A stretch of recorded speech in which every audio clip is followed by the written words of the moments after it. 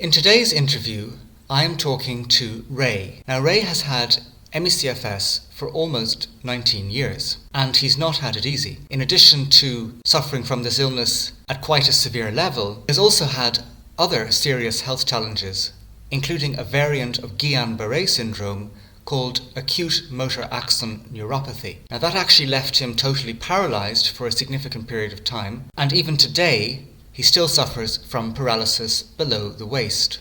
What I have always really appreciated about Ray is how, despite these very significant challenges, he has done his best not to adopt a victim mindset, but rather to try and take as much responsibility for his own life as he can, and instead to adopt what he calls a warrior mindset to his health challenges.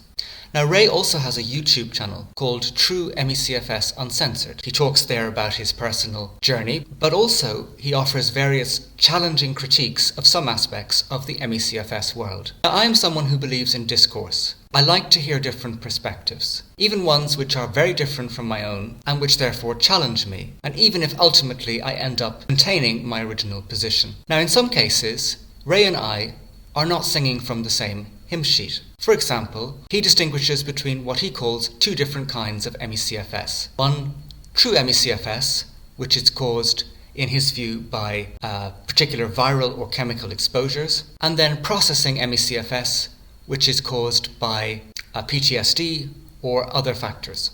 Now, for Ray, true ME-CFS actually involves an injury to the central nervous system, which is permanent. This is not something that I agree with. I believe that there is a kind of injury that occurs to the brains of ME-CFS patients, no matter what the cause, and there might be variations in how that manifests, but I believe it is there, and the research shows that. However, I would not say that this is a permanent injury to the central nervous system. I believe that, in fact, in principle, it can be reversed. However, that said, I do think that Ray makes some very valid points in this area. For example, the ME-CFS world could learn quite a lot about this illness if it were to consider what kind of damage the initial triggers are actually doing in order to enact the catalyst that then leads to ME-CFS. For example, what kind of damage does a big exposure to toxic chemicals, what kind of damage does that cause so that you actually ultimately end up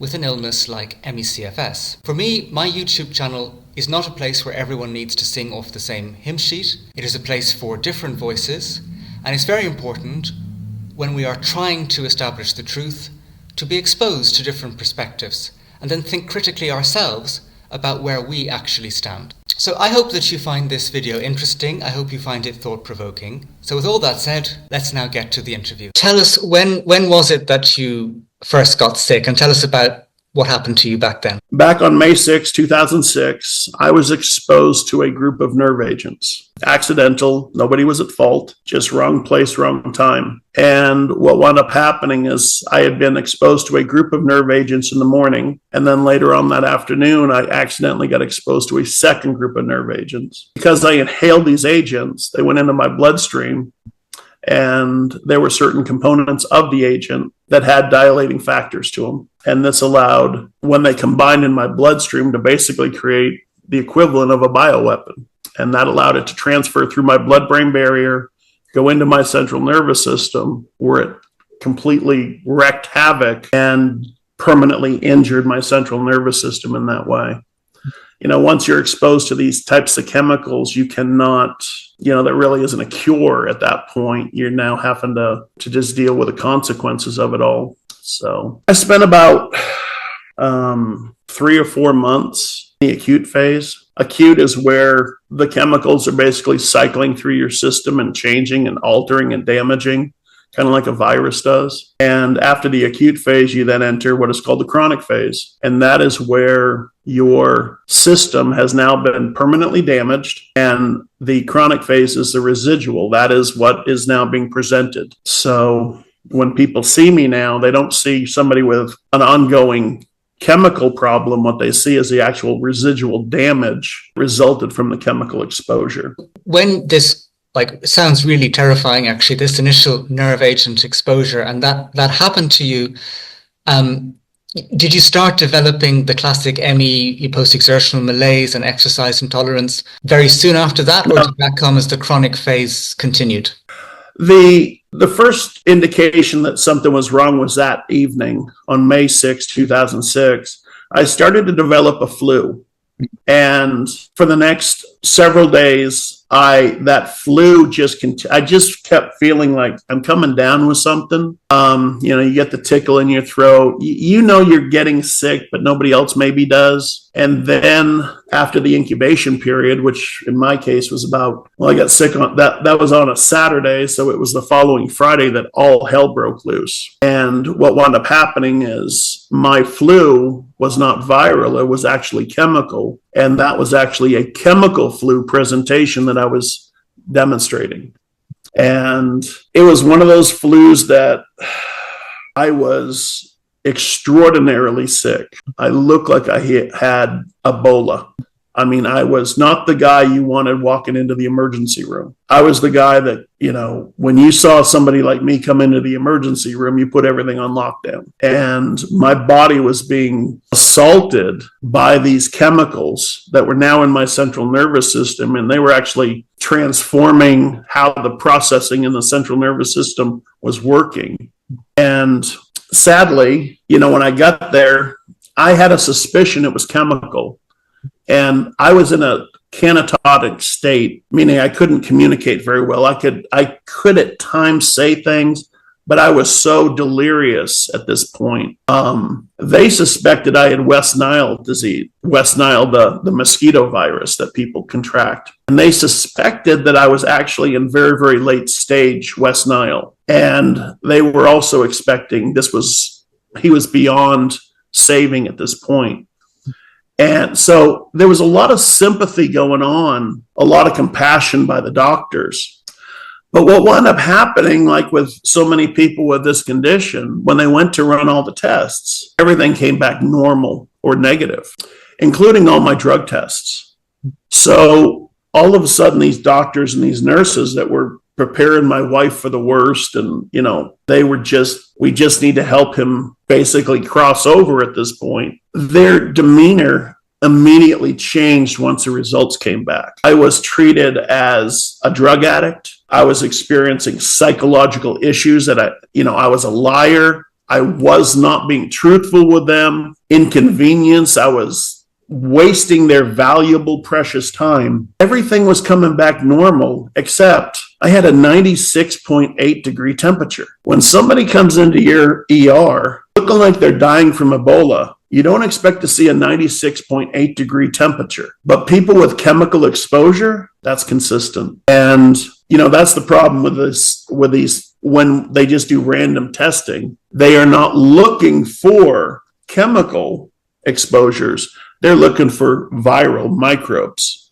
Well, chemicals aren't that. So you can run all the tests in the world you want, but you're not going to actually see what's truly going on because you're not doing the proper targeted testing. It's my belief, without any doubt, that so many people who are experiencing this mystery flu, when it comes to myalgic encephalomyelitis, neurotoxic encephalopathy, may in fact have actually been experiencing a chemical flu versus a viral flu. And the fact that we don't focus on the flu aspect, that's a troubling problem for me with regards to the ME-CFS researchers. Sure. You got to be going to that. I mean, they got to be going to the beginning, and they're not. So you were clearly very severely ill at that point. You experienced a sort of foreshadowing of what I'm sure would come over the decades when you present with horrendous symptoms and you get not a very sympathetic response from your medical team that you're looking for help from. So this is quite a serious situation. How did you get more functional from there, and what kind of level of functionality did you start to get? Well, I wound up with that first week, I was hospitalized 3 different times. And what happens with certain types of chemical is you go through phases. As the chemicals continue to wreak havoc, you go through certain stages. And so after the first week, I was pretty much done being abused by the medical community because they weren't believing anything I was telling them. Down the road, everything I had said wound up being shown to be completely accurate and spot on. And that's the way it is with a lot of people. I mean, we actually go in and we're very truthful. And then eventually it's shown, oh, by the way, they were actually telling the truth all along. But what wound up happening is once I knew they weren't listening to me, I had a certain advantage over a lot of people. I have Tourette syndrome. I am very familiar with what is a neurological condition that can create psychological challenges versus a psychological condition that can present physical-like symptoms. As a result, when I knew they were not listening to me and I knew they were not hearing what I was saying and they were looking in the wrong way, when they tried to flood me with drugs and write me all these prescriptions to take, I knew enough not to take them. You know, the last thing you ever want to do is, if a doctor's not listening or believing you, don't follow their recommendations, because that is a slippery disaster. So it took 3 to 4 months for my system to basically go into every day it was a new day. I mean, that was the thing. Every day there were certain underlying things that were consistent, but every day something new was happening. I was experiencing seizures and I was experiencing a lot of that stuff. After about 3 or 4 months, I started to enter into the chronic phase. And I'll be blunt with you, I don't recall great amounts from the acute phase because I was I was in a world of trouble. I couldn't figure out how to get into a car. And I couldn't figure out how to open a cereal box. I couldn't figure out how to do anything because when it went into my central nervous system and damaged it in such a way, our brains are filing systems. They processors, but because it went in there, what I knew I needed to do, I couldn't make happen. I couldn't get the words out, kind of like somebody with a stroke. You know what's going on, you understand what's going on, but you can't make it occur. You can't say what you're trying to say, even though you're thinking it. So after 3-4 months, things kind of settled down. I kind of got into a routine. And at that point, I was just having to learn how to deal with post-external malaise, brain fog, osteointolerance. That was another thing that was really bad is whenever I would stand up or sit up, my condition just deteriorated. But when I laid down, it was like, somebody flipped on the light switch. Yeah. I went from being totally confused, talking backwards, putting words in the wrong direction, walking. I mean, when I would try to take a step forward, I wound up taking a step backwards. I couldn't see from behind the eyes. I wound up seeing over the ear. It was like I was seeing it from the side. It was like my entire gyroscope, or balancing system had been altered, but it wasn't twisting, it wasn't spinning. It was just everything was distorted. My ability to see depth was damaged. My processing was, perfect example. I would open a refrigerator and I would need to get something that was behind the milk, but I couldn't figure out how to move the milk to reach and get the item that was behind the milk in the fridge. And then when, my wife would come up and move the milk and grab it and put it on the counter, I didn't know what to now do with the item. I'm looking at the lid like, how does this fork work? How does this lid come? I didn't know. When it came to, if you're going to put peanut butter on the bread, I couldn't figure out what side of the bread to put the peanut butter on. And I mean, these are things that are so, we take for granted things that seem so simple. And when your brain has been attacked by, whether it be an aggressive virus or through chemical exposure, the simple things are just absolutely beyond capable of doing in many cases. Yes, I mean, really, you had this very damaging assault. I mean, horrendous assault on your body and your brain. And it is something that I've heard of as a trigger for other ME patients, is some kind of chemical trigger, chemical poisoning. And of course, there's Gulf War syndrome as well, and that, which again ends up with very similar symptoms. I think some people watching this now might be curious. Do you, to this day, remain sensitive to chemicals and chemical smells? Yes. I get what is called hypersensitivity. My sense of taste, where people lost their sense of taste and smell with COVID, mine's just the opposite. Yeah. When I'm going to get a flare up, my sense of taste goes into overdrive. Perfect example. If I were to drink this Coke here, I wouldn't taste the sugar, but I would taste the spice. So you actually lose certain senses of taste and smell. You would lose certain aspects of the taste sensation, but others would be enhanced.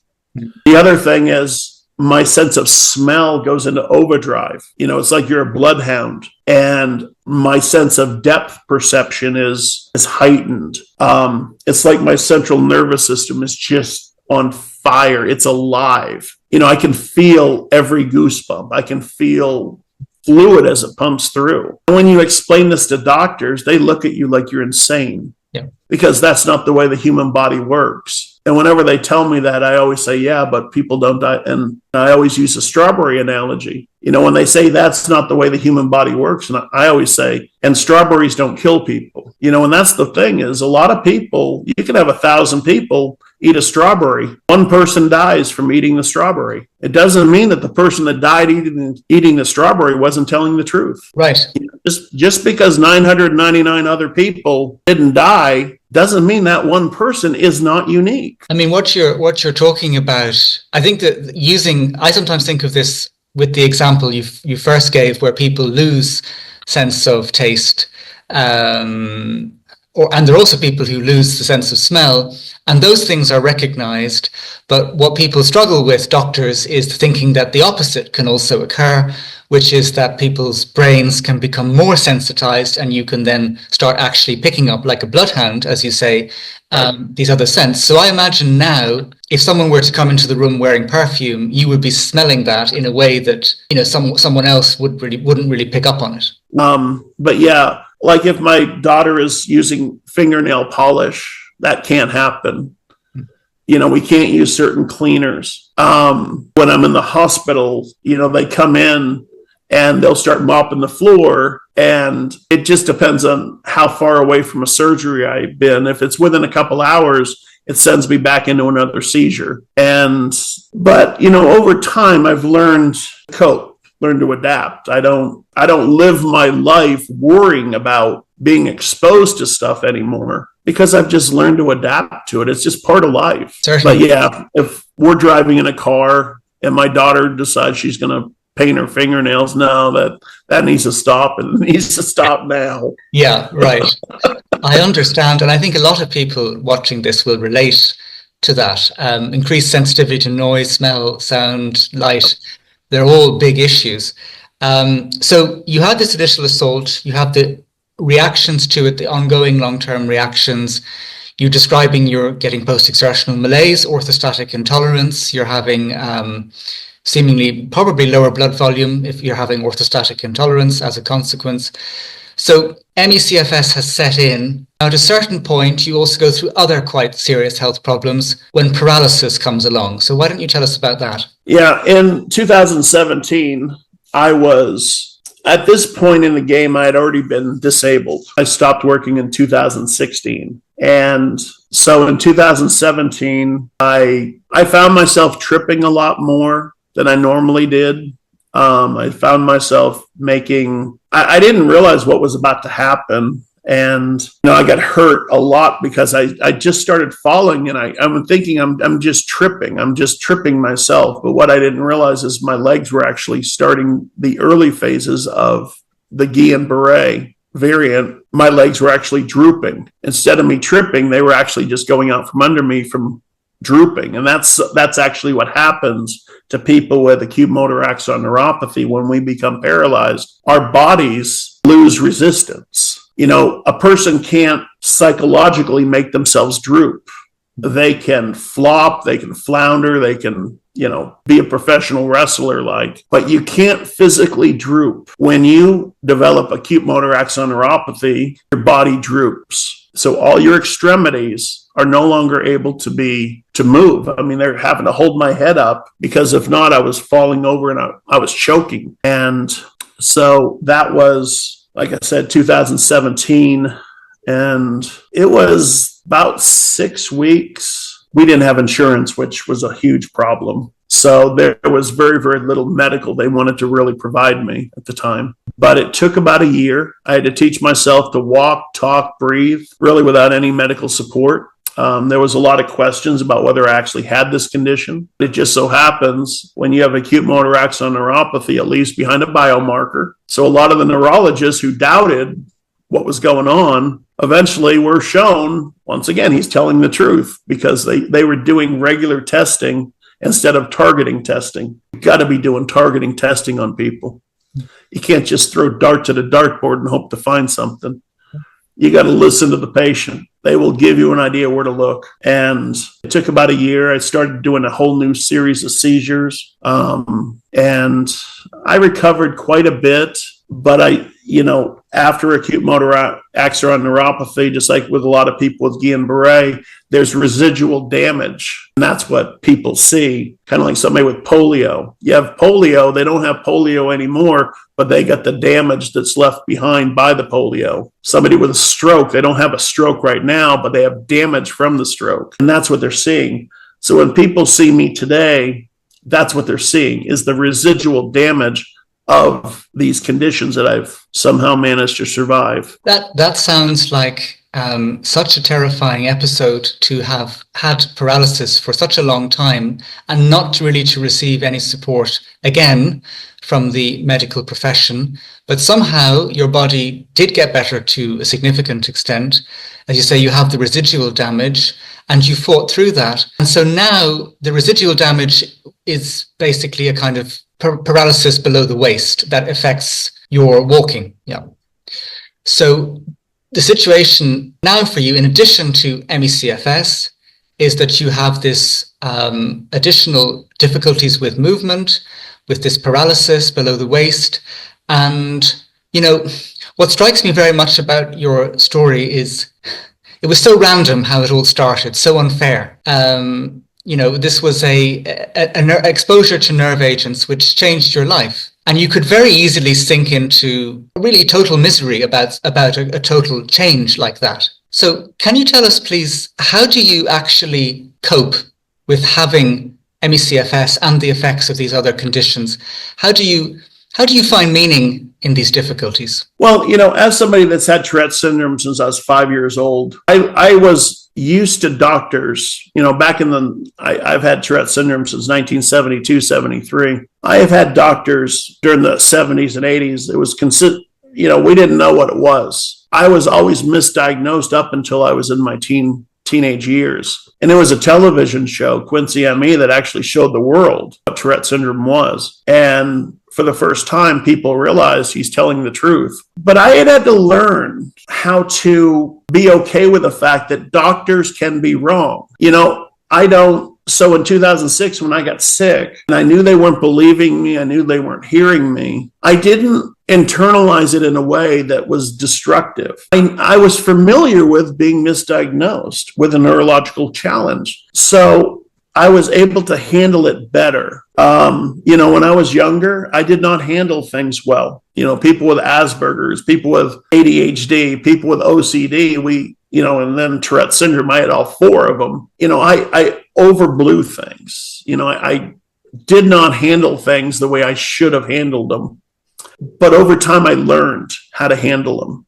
I learned to grow up. I learned to own the condition. And that was the biggest thing, is once I learned to manage Asperger's, OCD, ADHD, Tourette's, I was able to get a hold of my life, and my life changed dramatically. I went from living on the streets to being quite successful. And so when the ME-CFS situation presented itself, I knew the importance and the value of owning a condition. It's not fair that people get sick, but I was actually grateful that I'm the one that got sick and it wasn't other people, because I knew how to handle this. I had been through the wars. So when I got sick, I just knew how to handle it and how not to handle it. And, I think that's been a huge mistake with so many people. They are not understanding you got to take responsibility for whatever cards you're dealt. If you're an adult and you become blind because of an accident in adulthood, you got to learn to be blind. You got to accept being blind, and you got to find a way to overcome the challenge that is yours. I use a saying, and I use this with the people I work with. I say, it's your life. It's my life. It's my responsibility. At the end of the day, all these people can care all they want, but it's up to the individual, absolutely their responsibility to figure out what they have to do to overcome whatever challenge presents themselves. So, what you're talking about there, Ray, is the importance of, as a position in life, radically accepting what actually happens to you and basing your life on reality. Now, that doesn't mean that you're being fatalistic, but it does mean that you have to say, this is actually the situation, and how can I deal with it? And right. There's a human temptation when things are going pretty awful, which is that we don't do that, and instead we become a victim. The one thing that I also did that was important, I avoided the medications. When I knew the doctors weren't trusting or believing anything I was saying, when they were prescribing the antipsychotics, the antidepressants, the anti-anxieties, the anti-everythings, I didn't argue with them. I just didn't fill them. When they wrote the prescriptions, I just took them, but I never actually filled the prescriptions. And, so my experience with this condition has always been from a drug-free standpoint. In addition to having Tourette's, acute motor axon neuropathy, myalgic encephalomyelitis, I've also undergone 30 major operations. Both my hips, shoulders, knees are all prosthetics. My spine is fused. I've had 2 major prosthetic infections. One lasted for 2.5 years. And to this day, I don't take any pain meds. I don't take any antidepressants. I don't take anything like that. I take a heart pill. I take a pill for kidney stones, and I take an injection for the infection that I have to live with from the prosthetics. I just use movement as my pain relief. I don't lay down and stay down. My life, even though people think when they watch some of my videos that I'm out and about doing a lot of things, they think I'm not severe with this condition. What I don't actually tell people on these videos is that out of a 24-hour day, so I'm spending 20 hours per day in a vertical position. But during those 4 hours, I'm getting things done because I'm planning ahead of what I need to do. I'm not doing 4 straight hours worth of anything. I might do 30 minutes worth of something, but then I have to go lay down again. I've just learned that the best thing I can do in my situation is to find the balance between resting and moving. In the ME-CFS community, there's this big confusion about what is exercise. People think jogging is exercise, going to the gym is exercise. I had to rethink what exercise was. To me, getting the trash bag out of the trash can is exercise. Getting up and going to get my own drink is exercise. When I need something to drink, I'm not ringing a bell, not asking my wife to do it. I am physically making myself get up and go over and do it. Because every time I move, I'm releasing critical chemicals into my system naturally that are having lasting beneficial improvement. Well, I think, Ray, that you're raising some really important points here. And I just want to interject and because what you're saying speaks to my own experience. It seems to me that in the ME-CFS world, people often think of pacing as a kind of almost like aggressive resting strategy. You need to rest. And when I first became ill 7 years ago, I didn't know about that at that point, but a year after that, I started to follow that advice, and I actually declined quite badly, even though I got pretty good at listening to my body. And I declined because I rested so much that I became more deconditioned. And when I became more deconditioned, I started to crash much more easily. Now, I've done a video about this recently, which I'll link up above at the moment. But it took me 5 years from that point to once again be able to walk for 20 minutes continuously. And my life became very, very small as a result of over-resting. And what I wonder now, is there a way to actually adapt physical activity to the realities of ME-CFS so that we can, for example, move more slowly so it's less taxing, take rests during activity, but to value keeping the functionality you have or even trying to increase your functionality, because a lack of movement from the body's perspective, even in the context of an illness of exercise intolerance, is a very slippery slope, and you can go down, down, down. So what's very interesting about your situation and inspiring, you've had all of these difficulties, but at some level you have said, I am going to try and keep moving as my body allows. And that, I think, has actually allowed you to retain functionality. Yeah, since day one, the one thing I never did was stop moving. Even though it was physically difficult, even though, from the fatigue factor, from the post-external malaise factor, from the, osteointolerance factor, I just always knew the worst thing you can do is just lay down and stay down. Because when you do that long term, those consequences are so devastating to the human body.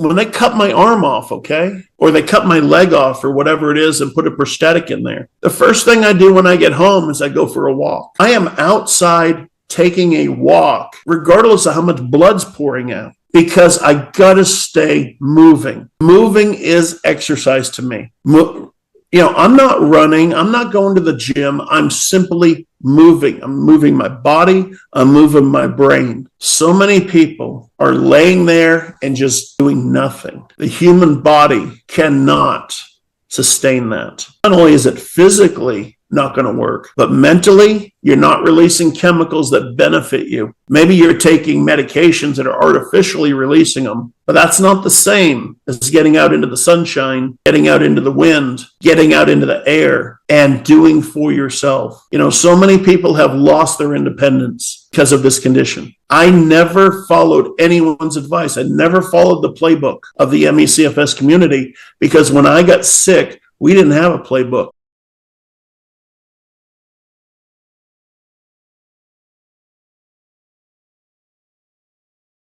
We have Myalgic Encephalomyelitis, which is a viral component, viral cause, where we have the other one, which is neurotoxic encephalopathy, which is chemical caused. And that's why I wanted to really be able to make sure that we could talk about what is the difference between the two. And, when I got sick, that was an important factor. I really had an opportunity to step back and really study what is causing this in people.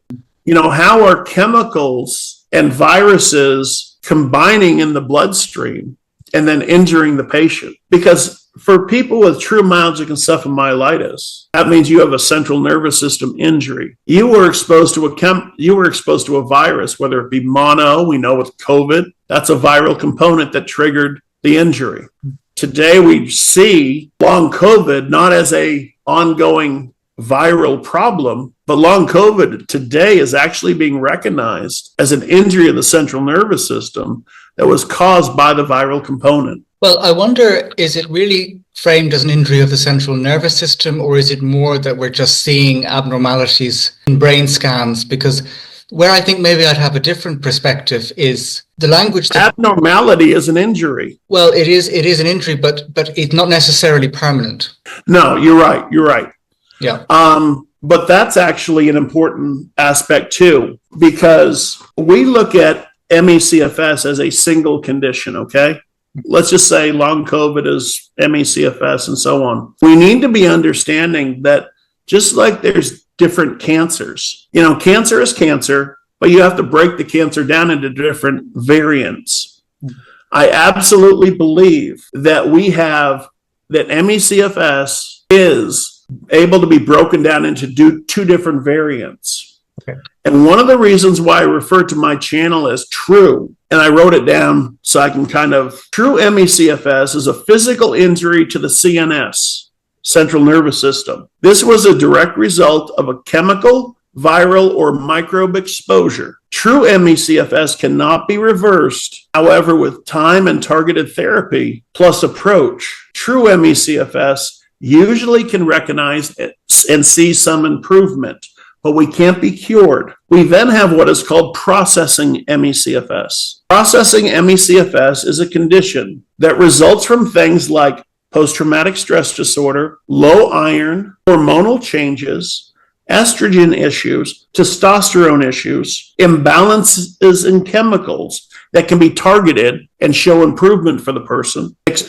Ammonia buildup in our system. When our liver isn't working right, we develop ammonia increases. This is why so many of us taste metal. Medications, traumatic life events, and chronic conditions, thyroid conditions, as well as spectrum conditions. People with autism a lot of times have very consistent symptoms that are consistent with myalgic encephalomyelitis. Processing ME-CFS versus true ME-CFS can often be reversed by patients using targeted therapies, but also life management strategies.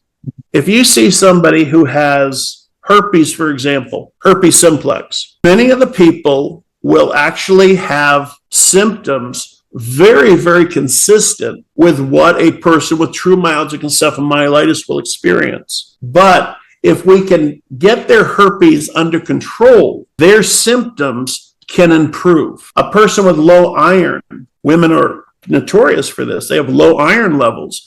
When you have low iron for years in your body, it has a tendency to really result in conditions very much like myalgic encephalomyelitis. But the difference is if you can treat that iron deficiency or that, estrogen deficiency or that testosterone deficiency, all of a sudden that person can improve and possibly recover. It doesn't mean that they aren't clearly sick. Something isn't causing it. But a lot of times if we can target the treatment, that patient can improve and possibly completely reverse. Or somebody with true ME-CFS, meaning the injury of the central nervous system, ours can't be recovered, but they can see improvement over time just by, just like a person with a stroke. That is a true injury, but with time, it can show improvement. About the idea of the central nervous system injury, I'll tell you how I see it. So I think there are these abnormalities that develop in the ME-CFS brain, could be probably from the initial trigger.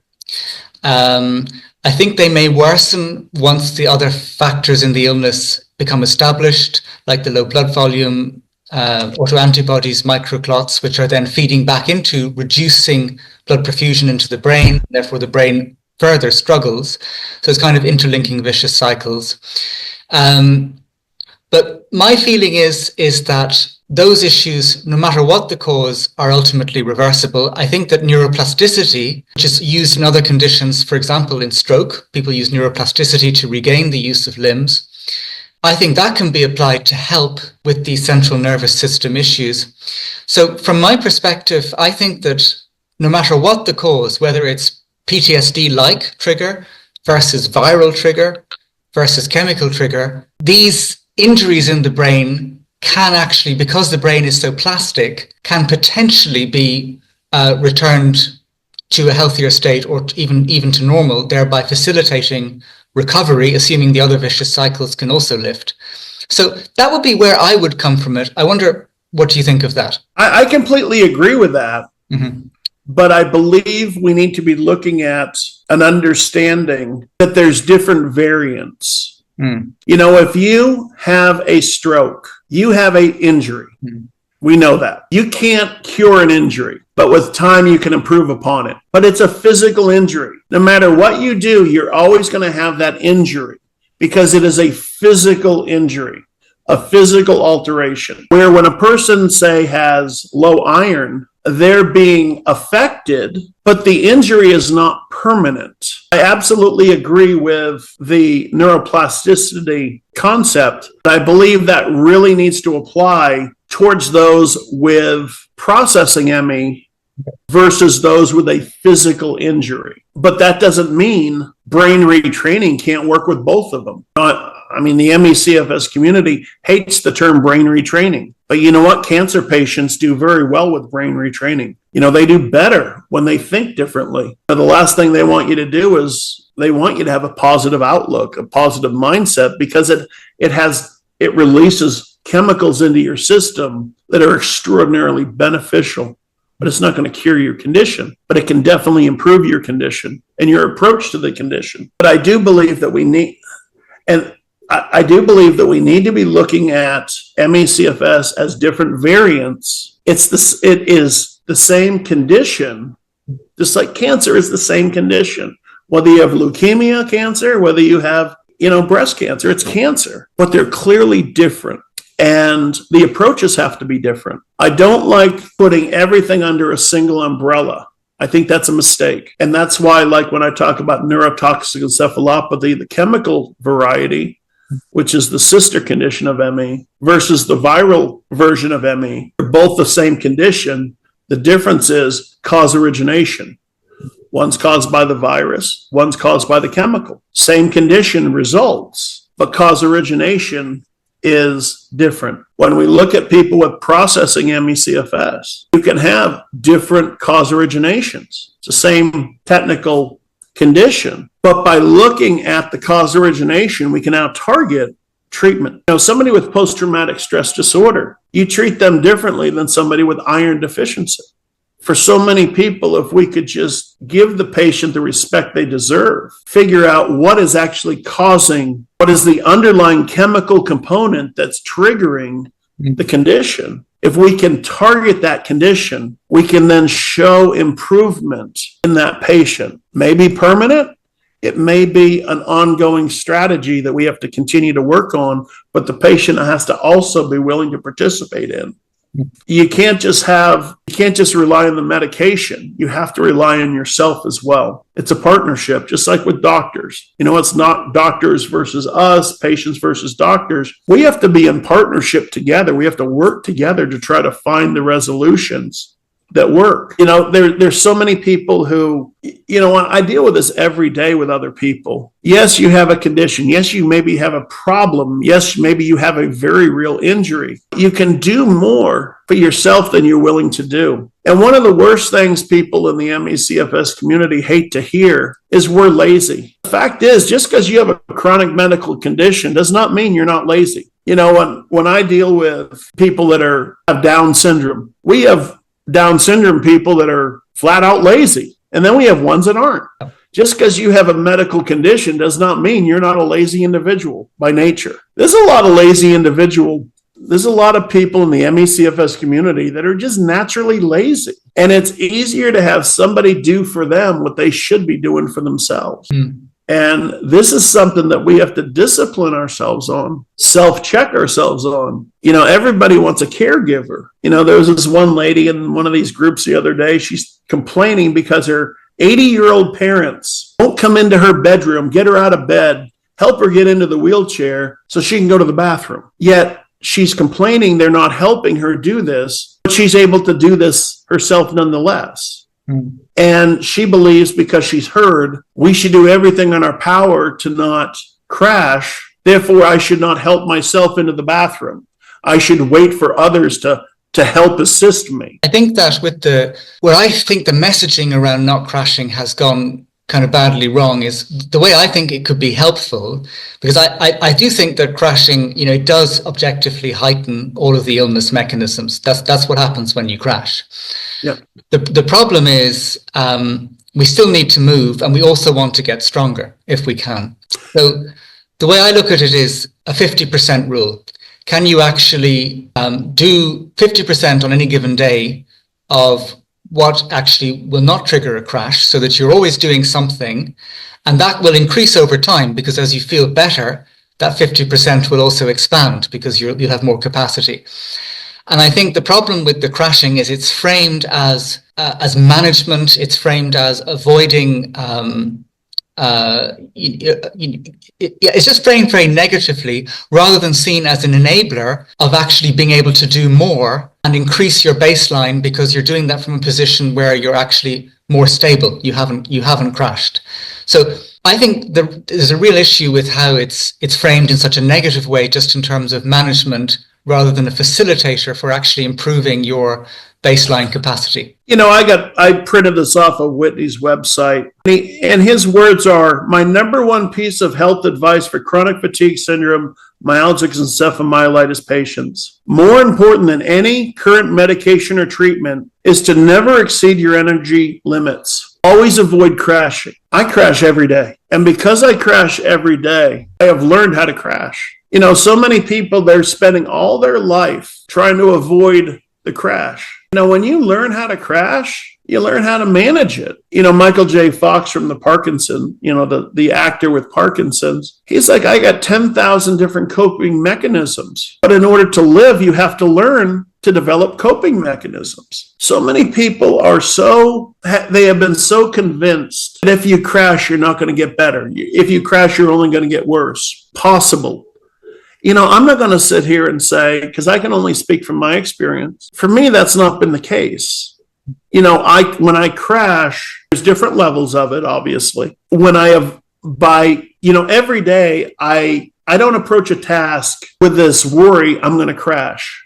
Like every Thursday, my wife and I go to dinner at a restaurant. I don't tell my wife, we can't go to the restaurant because I might crash. That's the only time of the week I get out of the house. Out into the world. So I don't care how bad life is that day. We're going to the restaurant. And yes, halfway through the meal, it's going to be like this. I'm going to be trying to figure out, how to use how the cup should be upside down. It's going to be bad. Yeah. But I'm still going to do it. I'm going to learn. I'm going to be spilling drinks. It's going to be bad, but I'm not doing it because I'm afraid I'm going to crash. I've just learned to read it in a way that I'm comfortable with it. So Ray, it's interesting what you're saying, that you've learned how to crash. So tell me, let's imagine you're going into a crash. What do you think? How do you plan to approach that? Tell us what you mean when you say you've learned how to crash. I know that I have 3 different variants of a crash. I have the one where I'm standing up and all of a sudden, because I have mitochondrial disease, which is confirmed, and that's what I refer to as my ME-CFS.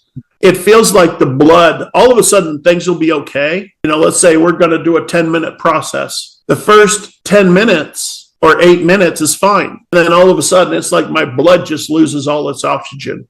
And the only thing I can do at that point, it's like somebody with diabetes that begins to go into a diabetic crash with low sugar. When you are in that state, the only thing you get to do at that point is you got to find a place to sit down or lay down or you're going down. So I will be doing something and all of a sudden my blood loses the oxygen level or the access. So I only have moments to figure out how to get to a chair or get somewhere, just like somebody with low blood sugar and diabetes. They just have, if I can catch myself quick enough, I can go lay down and recover from it and maybe be able to continue later on in the day. If I go too far and I crash, sometimes, even if I go lay down, my day's done. It's absolutely done.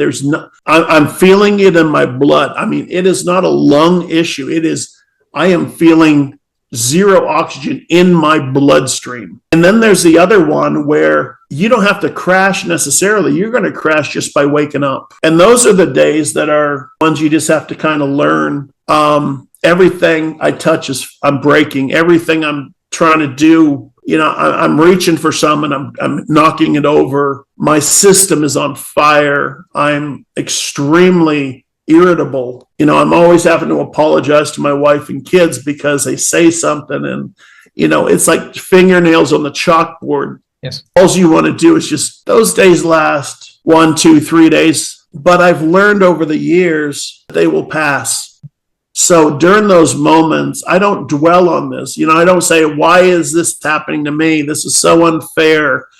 Poor me. Other people don't have to deal with this. I just sit back and say, you know what? In a day or two, I just need to avoid people, which I'm an introvert anyway. I don't care about that. Just leave me alone for a couple days. Let me work through it. And then on the other side, I'll be fine. But then I will crash from standing up and interactions and it goes again. Yeah. But we own it. We have to own it. Yes. I relate to that. Crashes do feel like blood is not getting into the rest of my body. Suddenly that's kind of reduced. Horrible feeling. And also when I'm in a bad crash, being social just feels really hard. And I can feel that, like, irrational anger towards other people. I can find them very irritating, but I know that's what's going on. I know it's because my physiological affect has changed, and so I act in the way that I would like to be if I was not suffering from those symptoms. So I make sure that it doesn't come in to my relationships. Right. Yeah. That's managing it. That's being an adult. Right. And so many of us don't want to manage our responsibility, which is this condition. Yeah. So many people with this condition expect the world to change for us, require themselves to fit into the world. They don't believe they should have to figure out what they need to do in order to fit into society, into relationships, into their family. They just are demanding everybody do for them, change their ways to fit us. Yeah. Well, you know what? If you're going to be somebody with a chronic condition, you have to be the one who has to be willing to figure out what you have to do in your life to participate in the world. And once you do that, it's not that hard to keep doing it once you accept that ownership. Like I said earlier, when I had Tourette syndrome, Asperger's, OCD, ADHD, and I'm constantly just making bad choices, it was when I finally looked in the mirror and said, hey, dumbass, you're the problem. You got to own this. And once I did that, it was like, wow. And what's ironic is it's not a throwing the baby out with the bathwater. You just have to tweak it 10%. Most of us who are miserable people because we have a chronic condition or a situation, if we will just adjust ourselves a little bit, all of a sudden doors open, magic happens. But we're so friggin' tunnel visioned on this misery of ourselves. We're not looking around at the big picture. The other thing that people with chronic conditions do that is a mistake, we always are focusing on ourselves.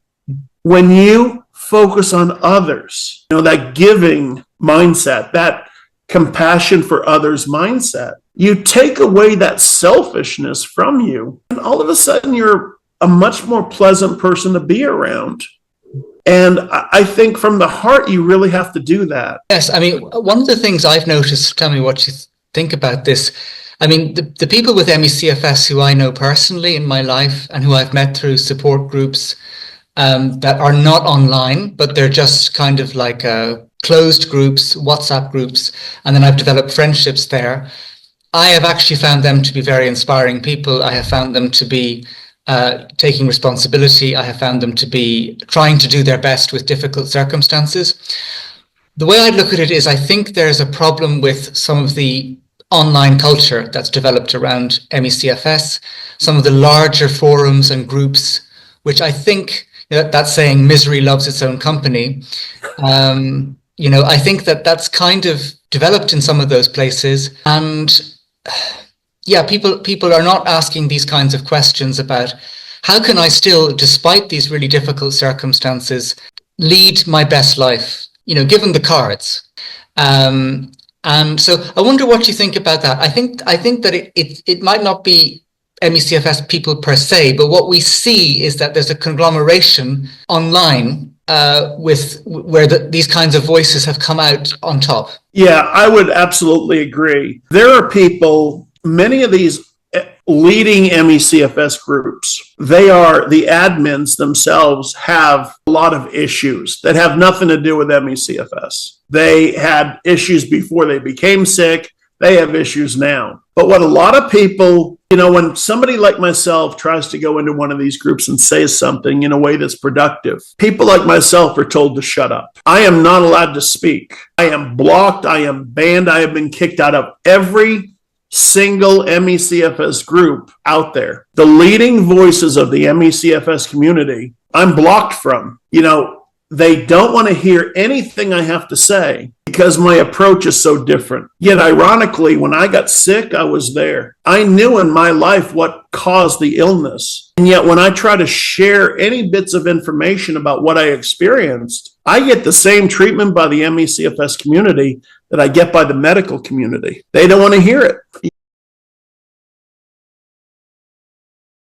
when the movie came out, Unrest, when we look at that movie, everybody in the ME-CFS community loved that movie. But that movie did not resonate with the general population. It didn't explain myalgic encephalomyelitis in a way that was relatable to the individuals who don't have this condition. The doctors who doubt this condition, which is about 80% of them, that movie did nothing but reinforce what they already believed. But when you really ask the general public what they think of not myalgic encephalomyelitis, because they don't know that, but when you ask the general public, what do they think of chronic fatigue syndrome? They snicker, they laugh. They see it as a joke condition. The medical community sees it as a joke condition. But we, the ones with the condition, have not done a good job explaining this condition in a way that is useful. We've just self-wallowed in our own misery and then shared that self-wallowing with the world. Yeah, I think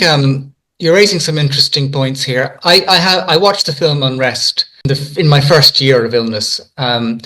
And actually, I did find it very moving. I did empathize a lot with what it was portraying. I thought it was a good piece of work.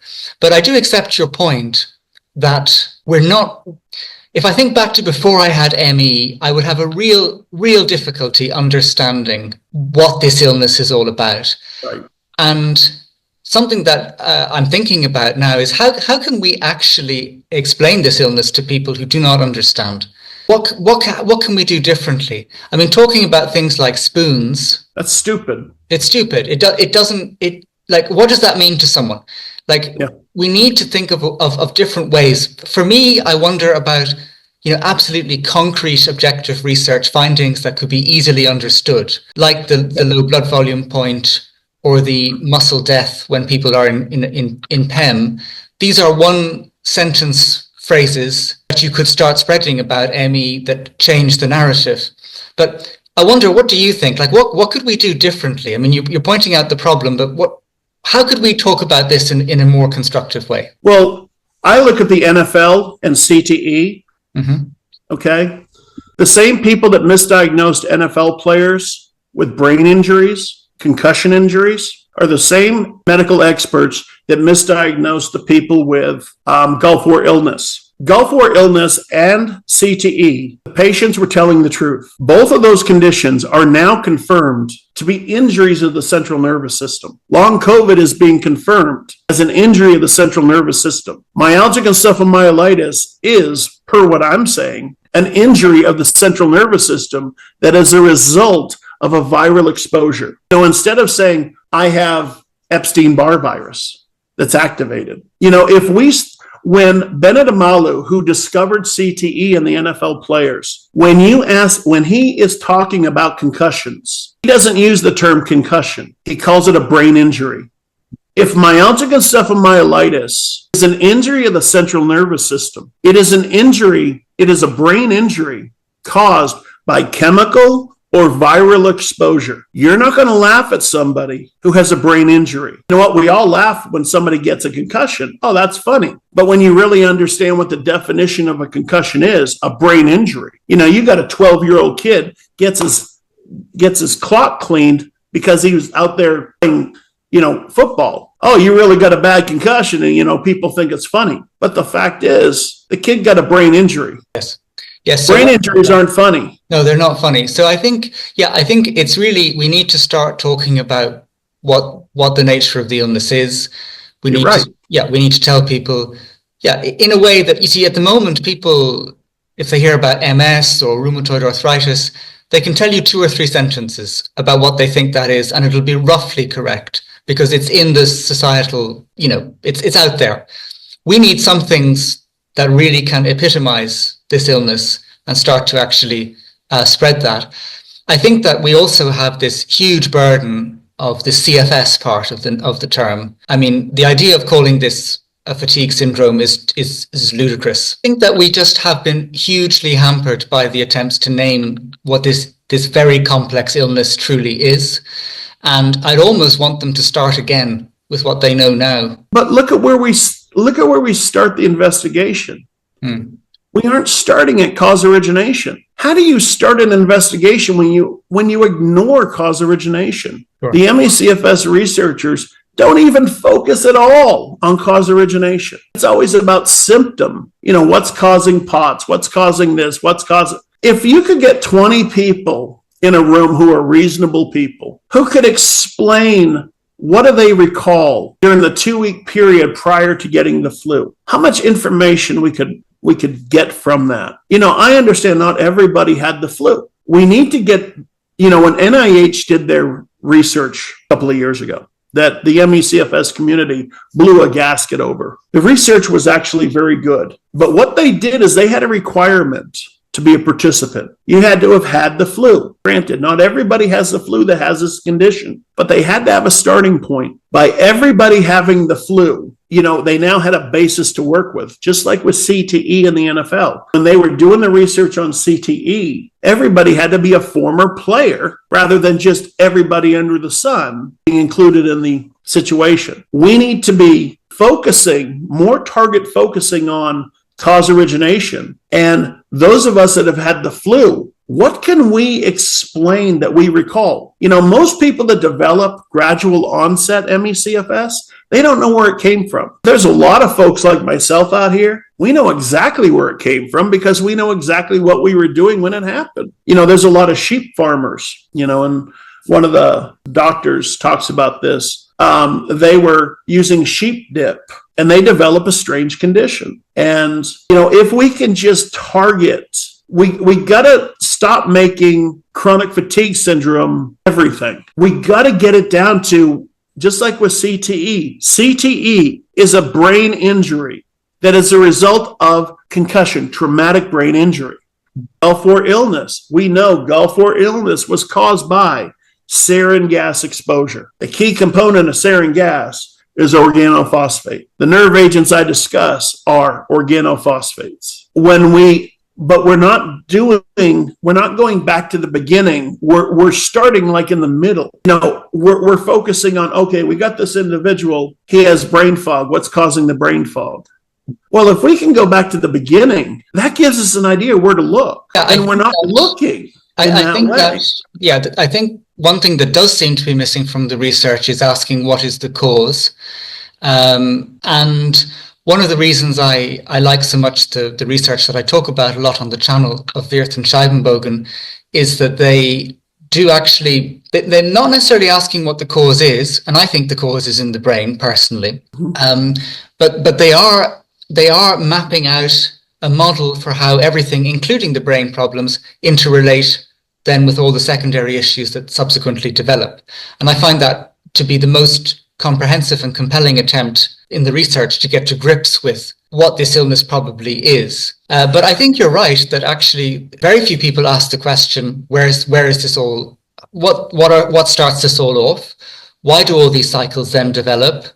And what are the implications of that?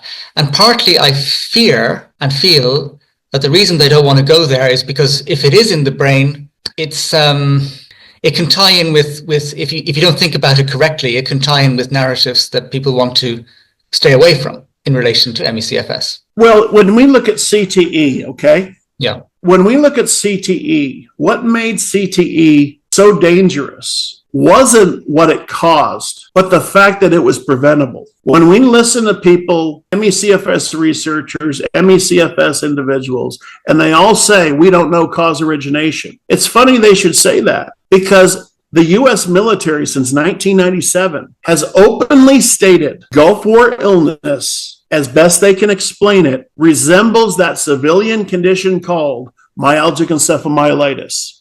We know Gulf War illness was caused by an exposure. The World Health Organization published a document. It wasn't published, it was actually a private document.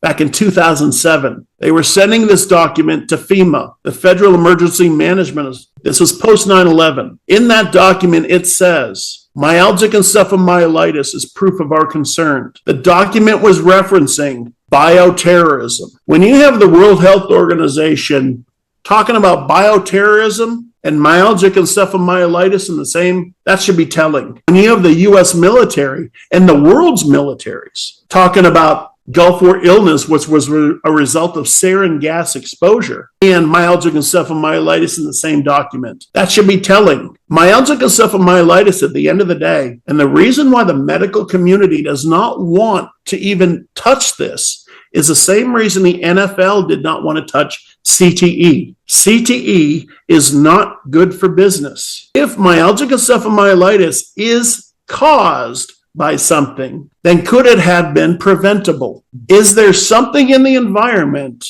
that is causing this condition? I've always said Wall Street knows more about this condition than the ME-CFS researchers. This condition is something we can replicate at will. And this is where I get on my soapbox. I can recreate this condition in a laboratory. I can recreate this condition in a classroom. I can recreate this condition in a living room. And that's exactly what the World Health Organization was worried about in 2007, post 9/11, when they were warning FEMA to be on the lookout. What people need to understand, there are chemicals that when you inhale them, they can activate viruses that are in our system. If you look up organophosphate and you look up Epstein-Barr virus is dormant in our systems, kind of like a grain of yeast. A grain of yeast is dormant, but it has all the necessary components to wake up. When you combine organophosphate into our bloodstream through inhalation, it can blend certain viruses that are dormant, cause them to wake up. Organophosphate has a capability. What makes organophosphate so dangerous? It's a dilator. It does to our blood-brain barrier what our skin does with solvents. If you take gasoline and pour it on your skin, it doesn't penetrate, it'll burn it. If you pour a solvent on your skin and then apply gasoline over it, goes right into your bloodstream. Most viruses, most chemicals are developed or designed, whether they be man-made or natural, without a dilating agent in it. When you add organophosphate into the equation, the toxins that are in our blood now have the capability of crossing over through the blood-brain barrier into the central nervous system, where they can now wreak havoc. Yeah, I mean, there's mononucleosis is a unique condition. That is a virus, which we know is a type of Epstein-Barr. But mononucleosis has a natural dilating agent built into it. So when we look at mono, one of the known conditions that people who have mono can develop, especially the ones who have untreated mono, one of the key components that a person with mono can develop, if it's untreated, is none other than encephalomyelitis, because it has the natural ability, as it's in our blood, to transfer through the blood-brain, go into our central nervous system, where it wreaks havoc and becomes a permanent condition. So I think, you're speaking to what is an undoubted problem. Now, not everyone gets ME-CFS from a chemical exposure, but what you are speaking to is the fact that it is highly inconvenient as a source of the condition from the point of view of big business. And so I think your points are very valid in that regard. Now, you've raised a lot of very interesting thoughts for us today, Ray, a lot of thoughts that really, I think, challenge us to think carefully about how we go about this illness. And also, I want to acknowledge, just how much you've been through, and that you are really speaking from a place of deep lived experience in terms of the challenges that you have faced from ME-CFS and also other health conditions. What would you, if you were to just leave us now with a message, what would be your final thoughts you'd like to share? You have to believe in yourself. You have to follow your instinct. It's hard to do that when you're on the drugs. So many of these doctors are treating you for a condition they believe you have, but it's not myalgic encephalomyelitis. So many people are being treated for functional neurological disorders, conversion disorder, unbeknownst to them. You gotta own this condition. I don't like with any condition, you have to be the one that owns it. We got to get the victim mindset out of us. We got to get the warrior mindset engaged. We got to trust ourselves. We got to trust our instinct. You can't do that when every time the going gets tough, you're reaching for a pill bottle, or you're reaching for pot, or you're reaching for, drugs, or you're reaching for alcohol. The people who really do well are the people that reach within. And when all hell is breaking loose, they can sit there with a bit of confidence and say it's going to be okay. You know, at the end of the day, I'm not worried about how things work out. If the doctors abuse me, so they abuse me. I've learned to do this just by practice. And, you know, the one thing I will say once again, I think the people in the ME-CFS world mean well, but I believe the approach has been a disaster. You know, in my world, I'm thriving, even though I'm paralyzed. You know, we thrive by how we think. So many people in the ME-CFS world are not thriving. They're surviving. They're just existing. If I followed the example of what I see out there, I can assure you I would not be in the situation I'm in today. Best thing I ever did was not follow the ME-CFS playbook. I think it means well, but at the end of the day, it's a disaster because it's not actually addressing and teaching people to be individual and independent and think. It's teaching them to follow. Don't follow, because you're going to go over a cliff. Right, Ray. Thank you very much indeed for sharing your wisdom and thoughts with us today. Sorry it didn't go as we all planned, but that's the way it is.